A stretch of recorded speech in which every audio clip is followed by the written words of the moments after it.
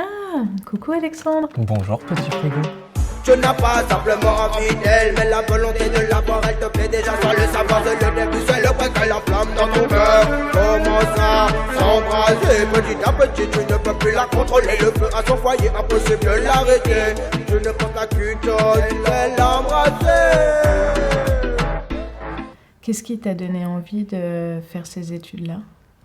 Le côté, je peux avoir un impact sur la société, sur les pensées collectives et accompagner certaines marques qui osent. Je veux travailler pour des marques que j'aime. Je veux pas travailler pour des marques où je devrais mentir, en fait, tout simplement, sur ma manière d'être. J'associe souvent le métier de communicant avec celui d'avocat, dans le sens où des fois, un avocat va devoir défendre quelqu'un qui a fait des choses qui sont en totale contradiction avec ses valeurs et les valeurs en général de la société, mais pour autant, ça va être son métier de le faire. C'est important d'avoir un bon salaire, c'est sûr, pour bien vivre, mais on peut me payer 10 000 € en me demandant de mentir, je le ferai pas. Si on a une agence et qu'on veut générer du profit, puisque c'est finalement le but de chaque métier, pas que, mais c'est quand même l'un des buts de chaque métier, on va devoir communiquer pour des marques qui vont pas forcément nous parler et peut-être des marques qui vont être en contradiction avec ce qu'on pense.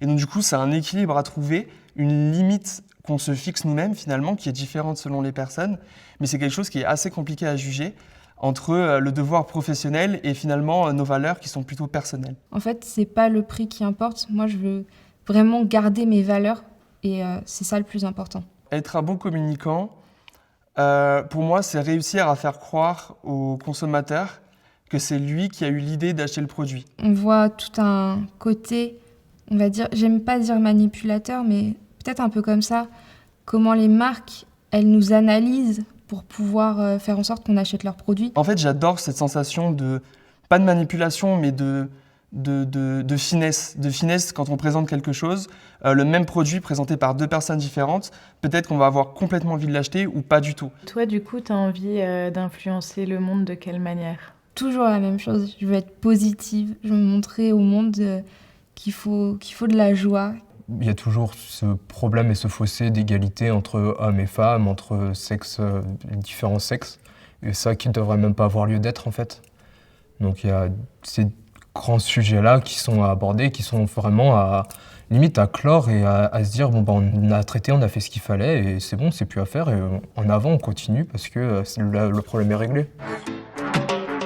Tu n'as pas simplement envie d'elle, mais la volonté de l'avoir, elle te plaît déjà sans le savoir. C'est le début, c'est le point qu'elle enflamme dans ton cœur. Commence à s'embraser petit à petit, tu ne peux plus la contrôler. Le feu à son foyer, impossible de l'arrêter.